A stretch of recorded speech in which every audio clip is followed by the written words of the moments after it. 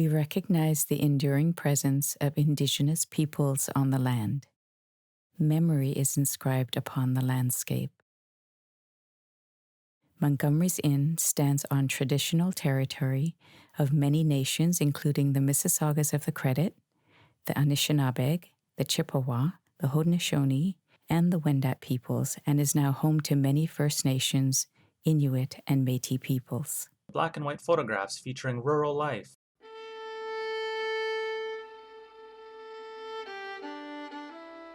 We acknowledge the historical absence and invisibility of Black people, Indigenous people, people of color, disabled people, and two-spirit, lesbian, gay, bisexual, trans, queer plus people in the history of Montgomery's Inn.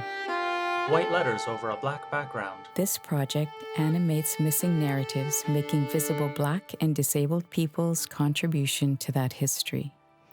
The experiences and agency of Black people and the absence of disability in historical records does not reflect the factual experiences of many Ontarians in the 19th century. 3 illustrations hang on a wall. One features a man with a cane.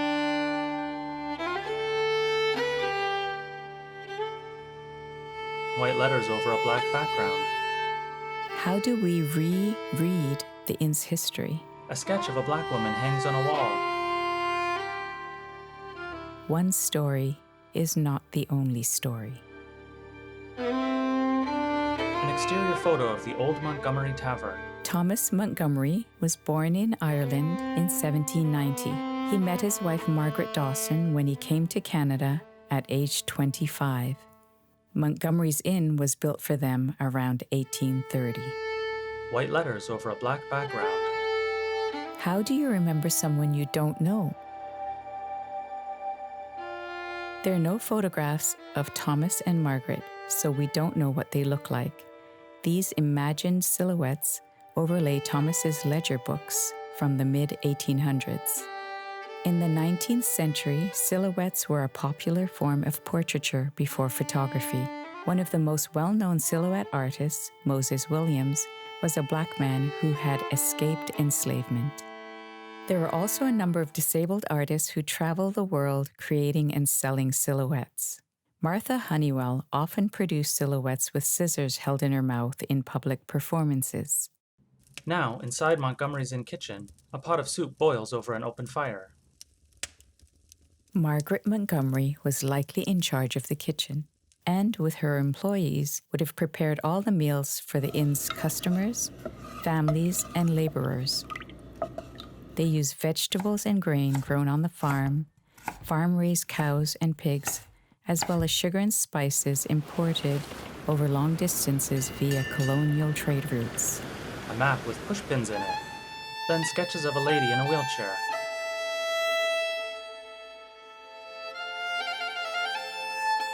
A man passes a jar of beer across the bar. In the bar room, Thomas Montgomery sold a wide range of beverages, including wine, rum, cider, brandy, gin, ginger beer, and sarsaparilla. Beer and whiskey were the most popular and sold for 2 pennies a glass. 2 pennies are passed across the bar in exchange for a mug. He also sold meals prepared in the kitchen alongside cheese and crackers, tobacco, and pipes. The bar room was a place for travelers and locals to drink, eat, do business, exchange ideas, and visit with each other. A place of warmth, shelter, and refuge. But not everyone was included in that warm welcome due to discriminatory laws. A sketch of a black woman hangs on a wall. An 1835 act prohibiting the sale of spirituous liquors to Indians was part of a series of policies aimed at controlling Indigenous people that specifically excluded them from tavern sociability. A page of rules and regulations for innkeepers is pinned to a wall. Then, handwritten notes. Montgomery's financial records identify individuals by name, describing characteristics sometimes based on race or nationality or language. Jesse Tibor, Frenchman. Or situational, like William Orton, the man that got hurt falling down into the cellar. White letters over a black background. So who else is missing? The census statistics for York Region in 1842 show headings for deaf, dumb, and insane persons, but the columns are empty, indicating that either there were no disabled people living in York at the time, or more likely, the collective attitudes around disability fostered an environment that did not consider their lives worth counting as part of the larger community. A metal-tipped cane leans against a table. What does a record show, and what does it hide? Researcher and historian Hilary Dawson notes that in the 1871 Etobicoke census, a person named Nicholas Howard is recorded as deaf and dumb, as well as idiot, unsound mind, which was the language used at the time to describe disability. Now Montgomery's in dining room. The dining room was used by the Montgomery family and also by travelers. Catered meals were served, which might include wheat bread, cheese, pies, preserves, meat and potatoes, served with tea and coffee and seasonal produce from the Montgomery farm. It was incredibly labor-intensive to run the farm, and over the years the household included many servants and farm laborers, including Joshua Glover. Joshua Glover was a black man who had escaped enslavement in St. Louis, Missouri in 1852 and made the perilous journey to Canada and Montgomery's Inn in 1854. Evidence of Glover's arrival at Montgomery's Inn can be found in Thomas Montgomery's account books, in which he entered Glover's loan. Joshua Glover, the Negro to cash, $15. Joshua Glover was not the only black person living in the area. Researcher Hilary Dawson notes that the 1842 census counted 11 black residents. The total population of Etobicoke was then about 2,500. By 1851, this number had increased to 39 black citizens. A yellowed map of early Etobicoke.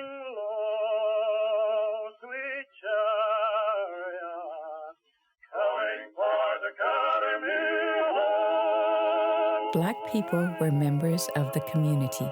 They worked as farmers, laborers, and craftspeople, and their families were part of Etobicoke's developing communities. While we don't know all of their names, we do know that John Spencer and William Jarvis were laborers. John Duncans and John Winston Skanks worked as carpenters and worked for Thomas Montgomery for 20 years. William Lafferty was a grocer, and his son, also named William, lived on a 50-acre farm with livestock, gardens, orchards, and 26 beehives. White letters over a black background. One story is not the only story. Pages of sheet music sit on a cloth table. A black and white sketch of a black woman. For over 20 years, Joshua Glover worked for Thomas Montgomery, cutting wood, harvesting crops, and doing various other jobs around the farm. He became a lifelong friend of the Montgomery's family. In Thomas Montgomery's ledgers, Joshua Glover is first referred to as Joshua Glover the Negro. Later, Joshua Glover the Colored Man. And finally, simply, Joshua Glover. When Thomas's son William took over the ledgers, his entries became much more familiar as Josh, Old Josh, and finally, Poor Old Josh. According to historian Hilary Dawson, when Joshua Glover died, William Montgomery tried to retrieve Glover's remains, but was unsuccessful. Joshua Glover was probably assured a good Christian burial, but after he died, his body was taken away and donated to the University of Toronto's medical school. In a cemetery stands Montgomery's tall headstone. Then, inside Montgomery's Inn, The Montgomery family may have used this room as a place to gather in the evening, to receive company, and perhaps as a private dining room. a sketch of 3 black women hangs on a wall. Then a sketch of a black woman sweeping in front of a busy street.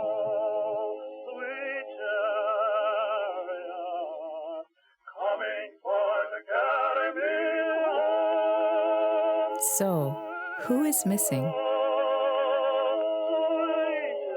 In a large bedroom upstairs, The first room up the steep stairs is furnished as a bedroom for William and Robert Montgomery.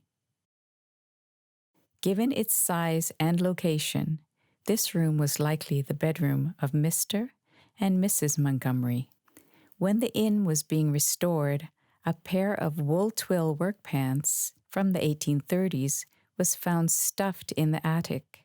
The shape of the pants is reproduced here from a pattern by Joyce Hack. We're not sure why the pants were put in that space. Maybe to keep wildlife out, or perhaps they were deliberately concealed as a possible talisman against evil. a wash basin and mirror sit in front of a bright window.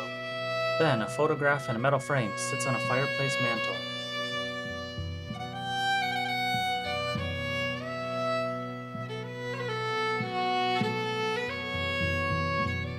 Margaret Montgomery died in 1855 at the age of 47. After her death, Thomas did not renew his innkeeper's license. This was typical, as wives of innkeepers were usually the main source of domestic labor, while the innkeepers themselves were often artisanal laborers or farmers. Leaves hang off a door. From Virginia Penny's book, The Employments of Women, a Cyclopedia of Women's Work, published in 1863. Women engaged in this business should be wives whose husbands can attend to receiving travelers, settling bills, ordering horses, and such duties, or widows with sons old enough to do so. It is laborious enough for a woman to superintend the table and bedrooms, and the man must be in wretched health or good for nothing that cannot attend to the outdoor duties. Inside a small room, This room was created when a wall was added, dividing one large room into two smaller rooms, perhaps to provide an additional bedroom when the Montgomery family was growing. History is formed of layered stories, which are often simplified, edited, redacted, and censored.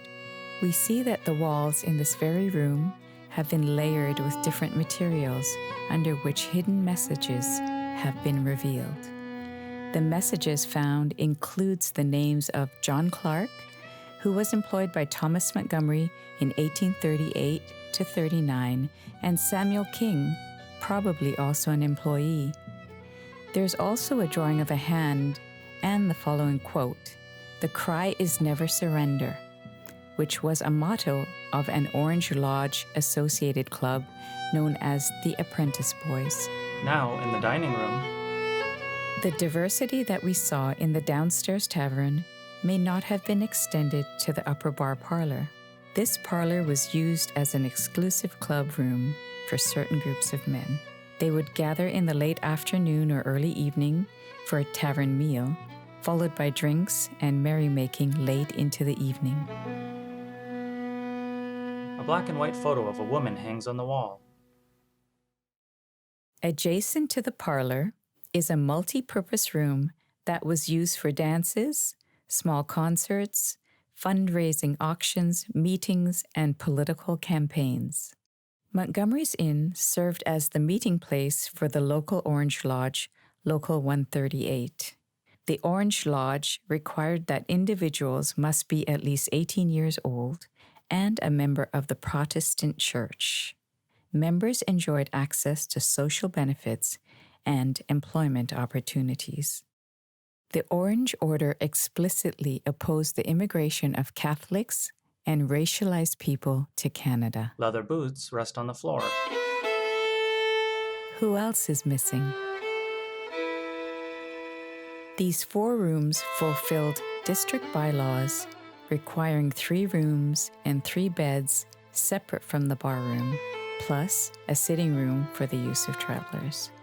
Thomas Montgomery used these rooms as private living quarters after closing the inn. Thomas Montgomery died on November 8, 1877, at the age of 87, and he is buried in the Islington Burying Grounds, just west of Montgomery's Inn, with his wife and children. An exterior photo of Montgomery's Inn. How can we experience history when there is no access? Black people, Indigenous people, people of color, women, multi-generational immigrants, and disabled people were always here. So then, how do we remember someone we don't know? As a community, we are tangled in the constellation of stories. As a collective group, we can move the stories out of isolation and into a site of being, widening the edges of history. White letters over a black background. One story is not the only story. It is no longer acceptable to not have women at the table. It is no longer acceptable to not have people of color at the table. But no one thinks to see if the table is accessible. Judith E. Heumann, American disability rights activist. End credits feature white letters over a black background. Created by Angelia Hughes, Ann Zabitnu, Charmaine Lurch, Ines Papagiannis, Reese Jones, Tom G. Lottie, Brian Allen Stewart, Fraser Collins, Brooke Robertson Pittman, Martin Huss, Time Cope, Dave Clark, Kate Hill, Hillary Dawson, Ian Walls, Courage My Love, Steve Hyman, David Widman, Andrew Belanger, American Sign Language Interpretation, Toronto Sign Language Interpreter Service Media, Kate Hill, Lauren McCallum, Acknowledgement, University of Toronto Libraries Repository, Thomas Fisher Rare Book Library, City of Toronto Museums and Heritage Services, produced with the support of the City of Toronto through the Toronto Arts Council.